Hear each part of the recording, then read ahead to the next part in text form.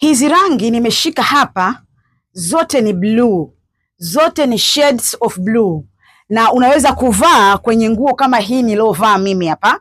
Yani hii nguo nilovaa mimi ni royal blue, kidogo imepoa lakini ni royal blue. Lakini hapa nimeshika 4 kinds of blue, yani aina 4 tofauti za blue. Nimeshika baby blue, hii hapa, hii ni baby blue. Lakini pia nimeshika sky blue, hii hapa. Lakini vile vile nimeshika dark blue, na mwisho nimeshika royal blue. Kwa hiyo katika hizi hapa unaweza ukavaa nguo yako ya blue yoyote.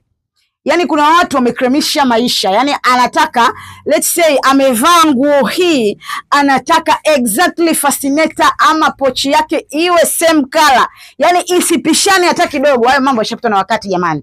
Sasa hivi watu wanakwenda na shades of blue. Kwa hiyo hizi hapa 4 nilizoshika zote unaweza ukavaa kwenye dress yako kama hii nilovaa. Kwa sasa mimi hapa leo nimeamua nivae na sky blue hii hapa. Kwa hiyo naweza nikavaa namna hii. Nimepiga royal blue chini na juu nimepiga sky blue, lakini bado naenda kwa balozi ya watesi, siwaonei huruma, na ingia pale niko lele. Jamani, karibuni sana kwa Aunty Nyonyo kwa mambo kama haya na mengine mengi. Kama unataka kujifunza, wewe karibu dukani kwetu. Kikubwa usikremishe maisha, kwamba lazima rangi ulovaa ya nguo lazima iendane na fascinator. Sometimes unaweza ukapiga shades, unaweza ukapiga chini royal blue, juu ukapiga sky blue.